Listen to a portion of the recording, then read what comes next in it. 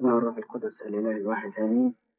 عيد ميلاد ربنا يسوع المسيح يا أحبائي هو عيد البشرية كلها، كما قال الملاك للرعاة: هذا ذا أبشركم بفرح عظيم يكون لكم ولجميع الشعب أنه ولد لكم في مدينة داود مخلص هو المسيح الرب. فهذا العيد يا أحبائي هو عيد لجميع الشعب، وطبيعة هذا العيد الفرح لجميع الشعب أيضا للعالم كله، لأننا لسنا نحتفل اليوم بميلاد إنسان عظيم أو نبي أو رئيس آباء، ولكننا نحتفل بعمل إلهي عجيب صنعه الله مع البشرية. في فرق بين احتفالنا بعيد ميلاد إنسان مهما كانت درجته في العظمة، وفي فرق كبير جدا جدا بين احتفالنا بعيد الميلاد. عيد الميلاد ليس المقصود منه الاحتفال بميلاد شخص عادي، ولكن المقصود منه اكتشاف العمل الإلهي الخطير الذي صنعه الله مع البشرية. لما رأى الله عجز الإنسان عن الخلاص، ولما رأى الله فساد طبيعة الإنسان وانغماسه في الخطية وكثرة الشر، وأن الإنسان قصير النظر لا يعرف ما يضره ولا يفرق بين ما يضره أو ما يفيده، ولما رأى الله أن هلاك الإنسان أمر محقق كما نقول في القداس الإلهي: لا نبيا لا ملاك ولا رئيس ملائكة ولا نبي ولا رئيس آباء ائتمنتهم على خلاصنا. لأن من الملائكة أحبائي يستطيع أن يغير طبيعة الإنسان، ومن الأنبياء مهما جل شأنه يستطيع أن يغير طبيعة الإنسان أيضا وينقذه من الفساد. ولكن تأملوا هذا العمل الإلهي الخطير، أن الله الكلمة أخذ جسد واتحد بطبيعتنا وبارك طبيعتنا فيه لكي يخلق طبيعة جديدة في المسيح يسوع. هذه الطبيعة الجديدة أحبائي طبيعة إلهية، طبيعة إلهية، طبيعة غير قابلة للفساد، كما يقول القديس أثناسيوس الرسولي أن الله الكلمة أخذ جسدا من إنسانة من السيدة العذراء، هذه الإنسانة قابلة للموت لذلك مات عنا، ولأن الله بطبيعته غير قابل للموت لذلك قام هذا الجسد في اليوم الثاني. فربنا نزل وأخذ جسد من البشر عن طريق العذراء، وهذا هو الطريق الوحيد لخلاص الإنسان. كما أننا ولدنا من آباء وأمهات جسدانيين فحملنا منهم طبيعة الجسد اللحم والدم، وورثنا أيضا ضعفات الجسد وشهواته. كذلك أيضا عندما أخذ السيد المسيح جسد إنسان أعطانا ميلادا جديدا وولادة جديدة بطبيعة جديدة.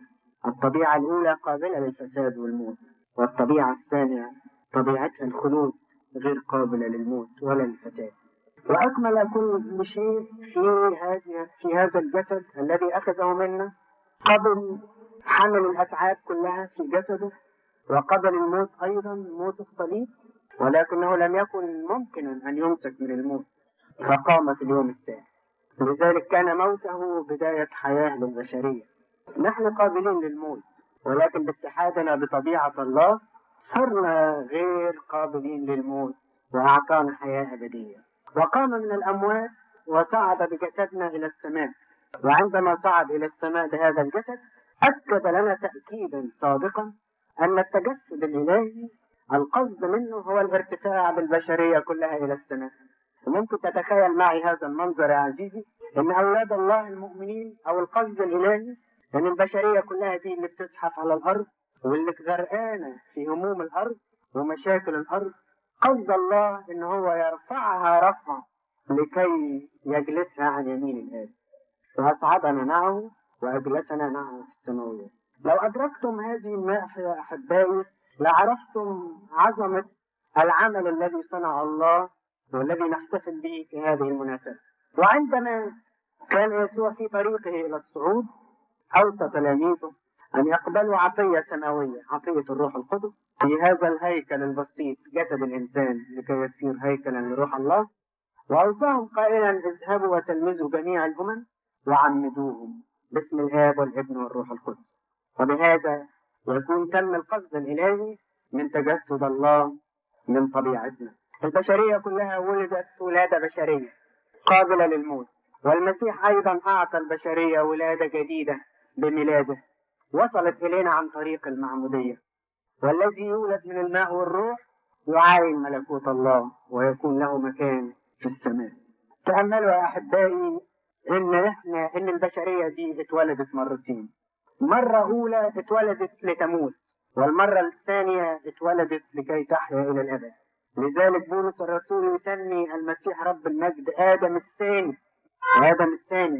آدم الأول نسله كان يحمل طبيعته، وآدم الثاني أيضا نسله يحمل الطبيعة الإلهية. نحن نعيد هذا اليوم يا أحبائي بعيد ميلادنا إحنا أولا، وعيد ميلاد البشرية كلها ثانيا. إيه هو عيد الميلاد؟ ليس احتفال بذكرى ميلاد إنسان عظيم مهما جل شأنه، لكن كما قلت في الأول نحن نحتفل بتذكار عمل إلهي خطير لرفع الطبيعة البشرية إلى مستوى الله، إلى السماء، إلى الخلود. متى تم هذا فيا وفيك؟ عندما نلنا نعمة المعمودية والميلاد الثاني. زي ما اتولدت أنا من بطن أمي وأخذت الطبيعة بتاعتها، كذلك أيضا اتولدت من بطن المعمودية، من جرم المعمودية، وأخذت طبيعة سماوية. لذلك يا أحبائي مفروض علينا في هذا اليوم ان احنا نحتفل احتفالا روحيا، لان هذا العيد ليس عيد المسيح ولكنه عيد ميلاد المسيح فينا احنا. فكل واحد ينظر الى نفسه بتدقيق ويشوف قد ايه هو طبيعته النهارده واحساساته ومشاعره ان هو من السماء مش من الارض. لما يقف يصلي يقول ابانا الذي في السماوات. ايه اللي اعطاه لنا المسيح بالميلاد الجديد؟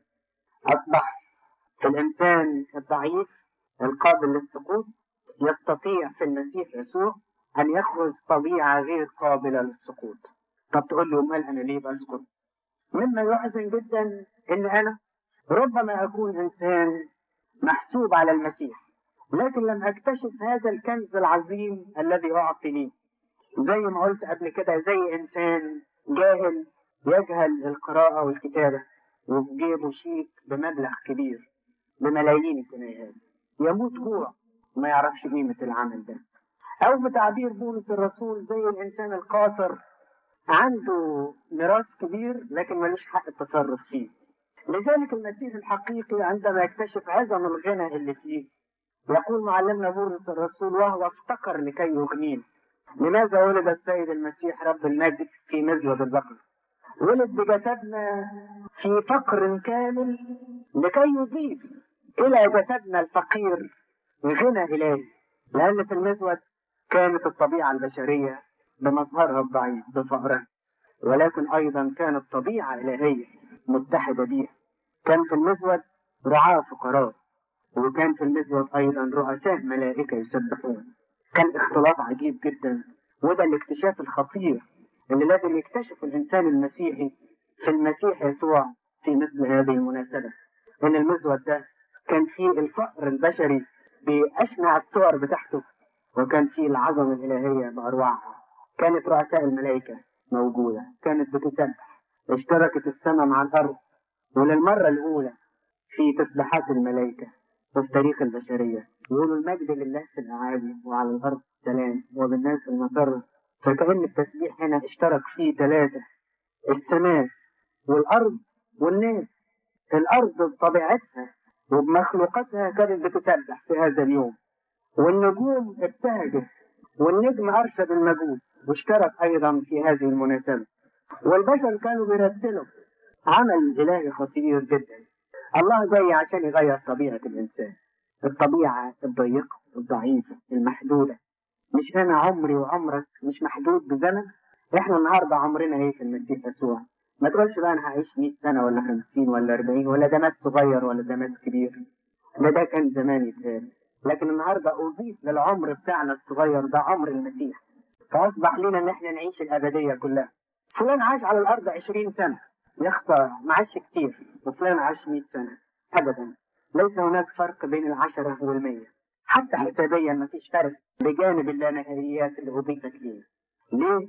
لأن ليس قيمة 10 سنين ولا قيمة 100 بالعدد بتاعهم، لكن بإضافة الله للإنسان اللي عاش 10 سنين.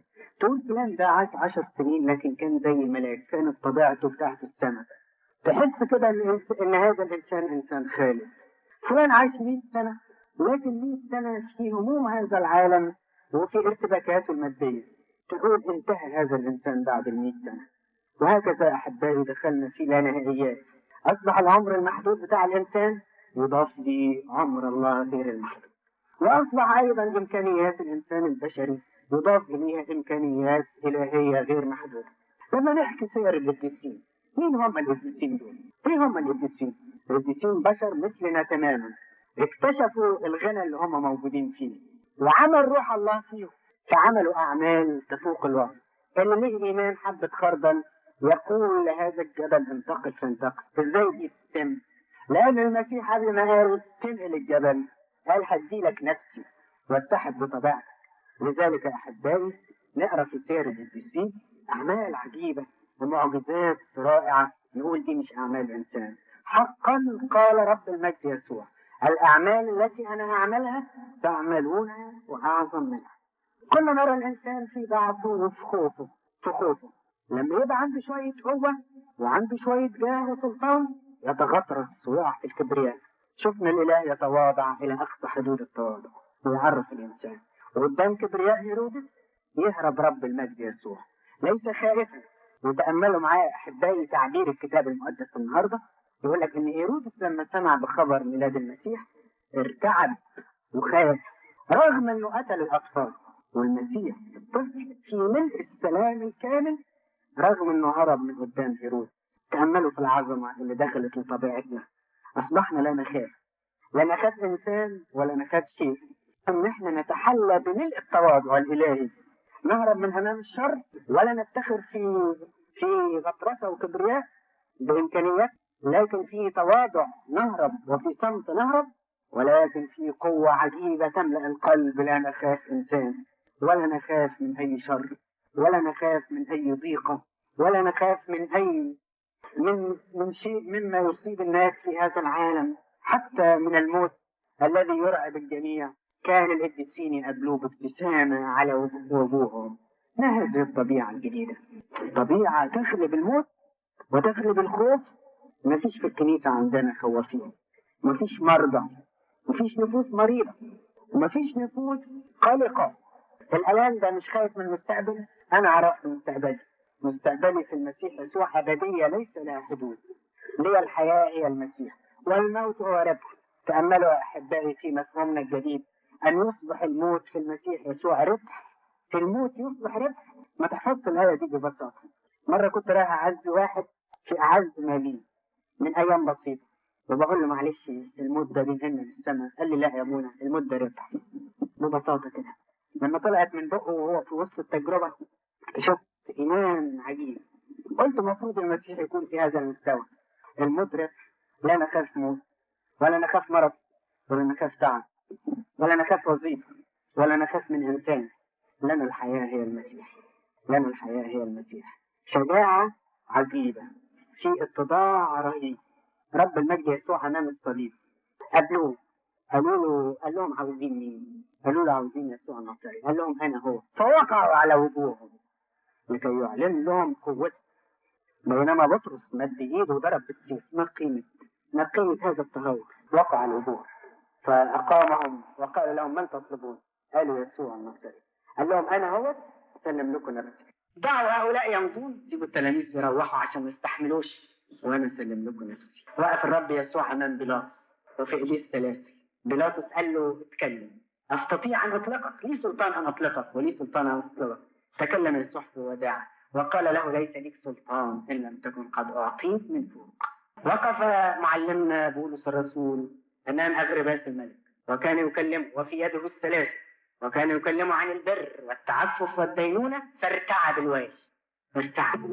ارتعب الوالي. المسيحية أضافت لنا شجاعة غير محدودة. تقول لي شجاعة إيه؟ ويدعى اسمه عمانوئيل الذي تفسير الله معنا. هل اكتشفت هذا الاكتشاف يا عزيزي حتى تعيد عيد ميلاد المسيح في هذه الليلة؟ أنه أضيف إليك الله بإمكانياته. هذا هو الحل الوحيد لإنقاذ البشرية. ولما نرجع للقلب الضيق الحقود اللي مملوء بالغيرة ومملوء بالحسد زي قلوب الكتبة والفريسيين وقلب هيرود وقلوب العالم والمنازعات والمخاصمات اللي في العالم والحروب والأوجاع والحاجات دي كلها. لما نخش للقلوب الضيقة ديت نلاقيها فقيرة جدا في المحبة. لكن ربنا يسوع المسيح زي ما قال أحد الآباء في مزود البقر قطع عهد محبة مع البشرية إلى المنتهى. عهد محبة، هكذا أحب الله العالم. أضيفت لإمكانياتنا الضعيفة في المحبة إمكانيات الله غير المحدودة في المحبة. أصبحت أنا الإنسان الغلبان ده لما أذكر ضعفاتي وياما قلبي حقد الشر اللي دخل فيه والضيق بتاعه، في المسيح يسوع أكتشف الغنى والاتساع الغير محدود. أستطيع أن أحب العالم كله، وأستطيع أن أحب كل الناس، وأستطيع أن أحب أيضا الذي بدون قصد أو بقصد يسيء إلي، وأستطيع أن أحب إلى الميل الثاني أيضا. ما هذا الاتساع الذي أضيف إلى طبيعته الضعيفة؟ كنت زمان ضيق في تفكيري وضيق في فكري وضيق في محبتي، ويا دوبك إن حبيت أهلي والناس اللي حواليا والأقاربي وبالكثير الناس اللي معايا في الكنيسة. لو وصلت للنتيجة دي وكانت الكنيسة بتاعتنا مثالية قوي وكلها محبة يبقى كفاية خالص. لكن في المسيح يسوع أعطيت قلب أستطيع بنعمة ربنا كما صنع استفانوس وهو يرجم أن يصلي لأجل راجمين ويقول يا رب لا تقم لهم هذه الخطية. ما هذا؟ أنا اتيالي إن احنا نبتدي النهاردة في عيد الميلاد نتحسس هذه الإمكانيات. احنا اتولدنا ولادة جديدة في المعمودية. إيه اللي عمله المسيح لينا في عيد الميلاد؟ إيه اللي عمله لينا؟ ولدنا ولادة سماوية، وحد السمائيين مع الأرضيين، واتحد بالطبيعة الإلهية بالطبيعة الناسوتية. تفتكر احنا لما بنيجي الكنيسة بناكل إيه؟ أقل من جسد المسيح ونشرب أقل من دمه؟ هذه عطية الله لينا بالتجسد الإلهي أحبائي.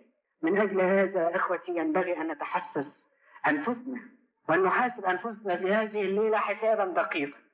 أنا النهاردة حسيت إن أنا اتولدت في المسيح يسوع ولادة جديدة، واتولد المسيح فيا في مزود حياتي ولا لسه؟ اكتشفت هذا الاكتشاف، أنا إنسان جديد. كان يغريني وقلبي وكانت مشاعري وإحساسات جسدي ضيقة جدا، وكانت ترتبط بشهوات محدودة، وكان لما الشهوة دي أبقى مش قادر أتحصل عليها أبقى في ضيق نفسي جديد كبير جدا.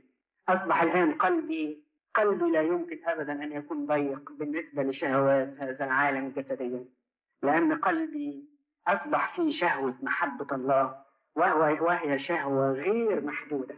هل انتقلت إلى هذه الدرجة واتسع قلبي إلى شهوة غير محدودة في المسيح يسوع، حتى أنني أشتهي حب الله وأشتهي أيضا أن أعيش لله إلى النفس الأخير. كانت صفتي الأولانية الأنانية، وكنت ضيق في تفكيري وكنت أحب نفسي وأحب ذاتي. لكن المسيح يسوع اللي أضيف لي، المسيح يسوع لم يعش لنفسه، كسر الأنانية بأعمق صورها وأعطاها صورة عجيبة جدا من بذل الذات. هكذا أحب الله العالم ونحن بعد خطاة مات المسيح لأجلنا. كشف لينا أن الحب لم يعطى بس للأحباء بتوعنا، والبذل لم يعطى لأولادنا ولعائلاتنا وللذين. كفايانا، يلا بينا يا أحبائي نتولد من جديد. بعد نكتشف ولادتنا الجديدة اللي خدناها في المعمودية نبتدي نصارح نفسينا واحنا في مجتمعاتنا الضيقة.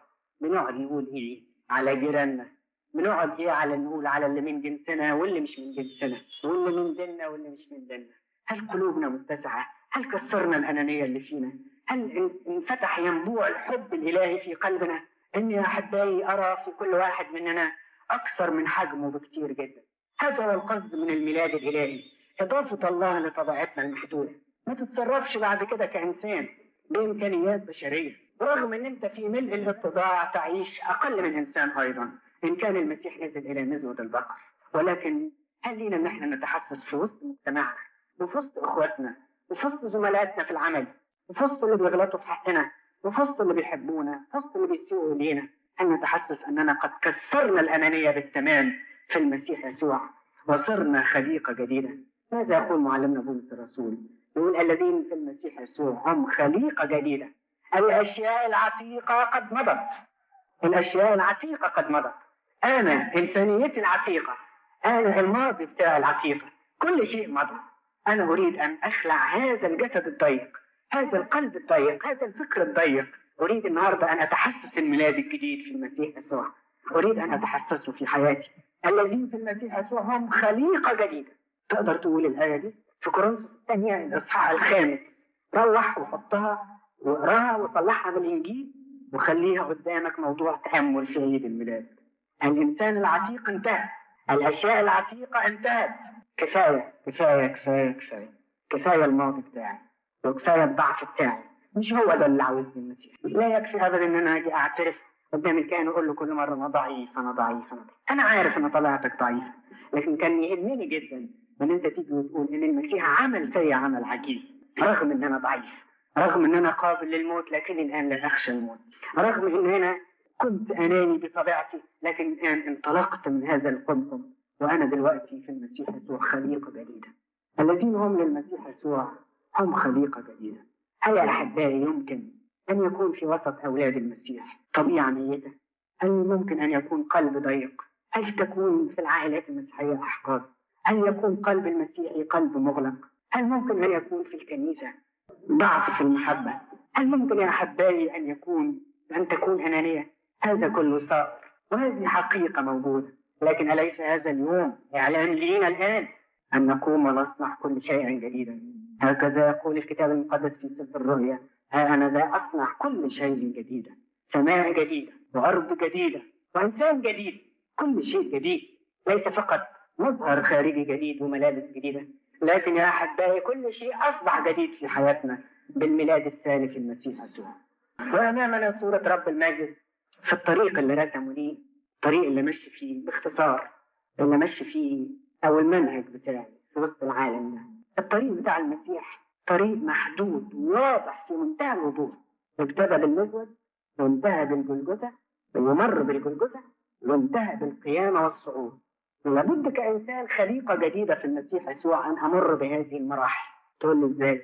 أقول لك لازم أبتدي بالمزود في حياتي، مزود الاتضاع، ومر أيضا بصليب الجلجثة واحمله. من أراد أن يكون لي تلميذا ينكر نفسه ويحمل صليب ويتبعني، وتسري في دمي قوة القيامة، لأن الحياة الأبدية أعطيت لي في شخص الرب يسوع ولا يمكن أن تمسك من الموت.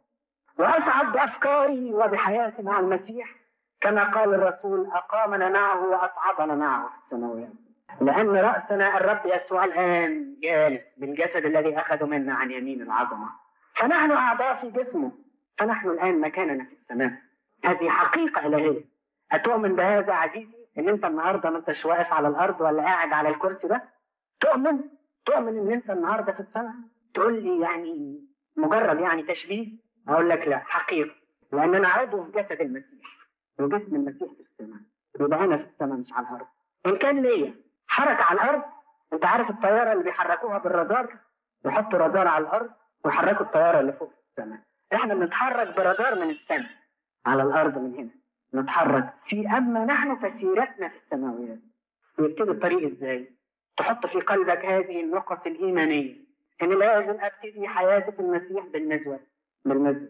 والمزود يعني معنى واضح وكلنا عارفين، معنى الاتضاع. لما رأى الله الإنسان في كبرياء وبيصنع هذه الشرور ويقتل أخيه الإنسان، نزل الله في اتضاع كامل لكي ينقذ الإنسان. وأنت عارف طبعا إن محدش يقدر ينقذ واحد إلا لما ينزل لوضعه الضعيف خالص. المسيح نزل في مزود الاتضاع كبداية للميلاد الجديد، كبداية للميلاد الجديد. ما دام انت عضو في جسم المسيح تمر في المراحل بتاعته وتعيشها. ابتدي بالمزود. انا في بيتي ابتدي بالمزود. انا زوج اشوف موقفي من العيله بتاعتي بادي بالمزود ولا بالعكس مليان غطرسه وكبرياء. انا زوجه اشوف المزود في حياتي واضح ولا انا مش من مركز المزود.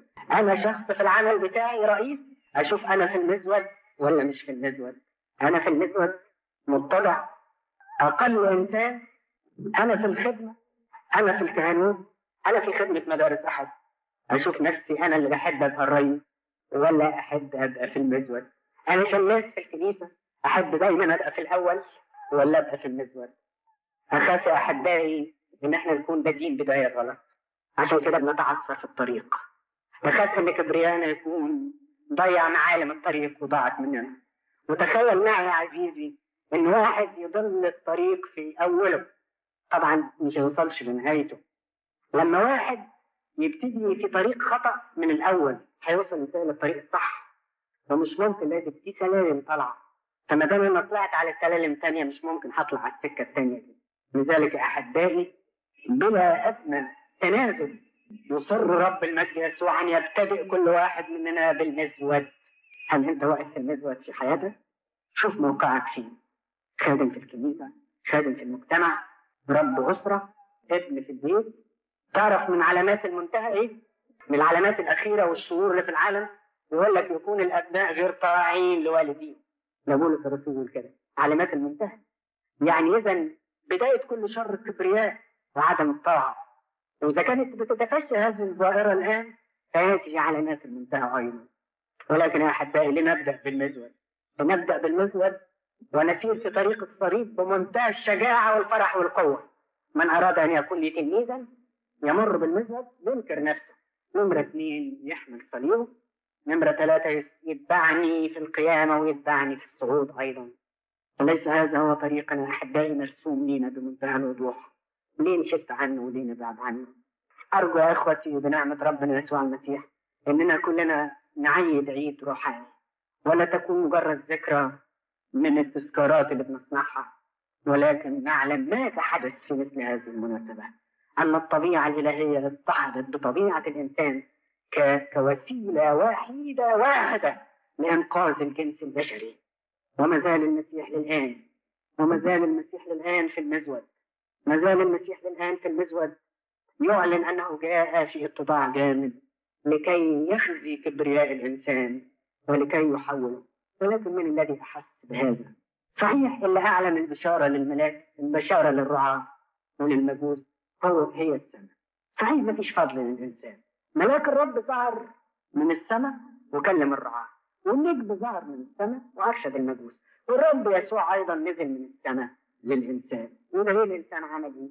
ما عملش حاجة الإنسان، لكن فضل الحاجة الإنسان يستجيب لهذا النداء أم يغلق بابه، أم يغلق بابه. بنسمع هذا النداء كل يوم كل يوم كل يوم كل يوم، والإنجيل صوته بيرن في أذاننا، وصوت الكنيسة بترن دايما في وداننا. بنسمع الصوت ده، نستجيب ليه ولا ما نستجيبش؟ يلا نبتدي طريقنا بالاتضاع، نستجيب ولا ما نستجيبش؟ طبعا هيرودس ما استجابش. قال لا، ازاي انا ملك وجاي يخلص العالم ويبقى في نفس الظهر؟ لا اقبله. رؤساء الكهنه والكتبه جم وحددوا مدينه بيت لحم وقالوا لست صغرى في مدن يهوذا لان يخرج مدبر منك، مدبر يعرف شعب اسرائيل، وعرفهم وحددوا لهيرودس المكان، ولا واحد منهم تنازل عن كبريائه وخد راسته عشان يروح للمدينه الصغرى بيت لحم ويروح للمزود ويعاين هذا المنظر. شوف قد ايه السماء تنزل للارض، والله ينزل للانسان، والملائكه تنزل من السماء، ونجوم السماء ترشد الانسان، وكبرياء الانسان وغطرسته يخفي عنه هذا الطريق نهائيا، بل بالعكس يقود في طريق مضاد عشان يقتل الصبي، عشان يخرب في الكنيسه، عشان يخرب في عمل ربنا في حياته. ربنا يديني مواهب كويسه وانا اخرب المواهب اللي ادهاني ربنا. ربنا يديني نعم وبركات كويسه وانا بعد ما اغناني ربنا وعداني البركات ديت خلاص اتنفخت وابتديت اسير في طريق الشر. يديني نعمه المعرفه والحكمه والشهاده الكويسه، اتعالى امام الناس واتعالى امام الله وكاني اعلى من الناس اللي في الكنيسه او اكثر منهم علم ومعرفه الى اخره. لا احبائي، لا نكون متكبرين كهيرودس، ولا نكون متغطرسين كرؤساء الكهنه والكتبه، ولا نكون مستهترين كبقيه الناس، ولكن لنكن في هذه الليله متضعين مع الرعاة، ولنكن في هذه الليله ساهرين مع الرعاة، ونفتح قلوبنا ونتطلع الى هذا الميلاد، هذه القوه الالهيه التي منحت لنا في الميلاد الجديد بالمعموديه. نتطلع الى المسيح يسوع الذي اضاف الى طبيعتنا قوه غير محدوده. يتطلع كل واحد الى نفسه ليرى قوه غير عاديه فيه، ليرى حب كامل، ليرى بذل كامل، ليرى شجاعه نادره، ليرى اتضاع غير متناهي، ليرى قوه الهيه تعمل، ليرى ايمان ينقل الجبال. هكذا ينبغي ان تعيش الكنيسه، وينبغي ان نعيد بالمسيح نصيبنا في هذا اليوم. لإلهنا المجد الدائم الى الابد.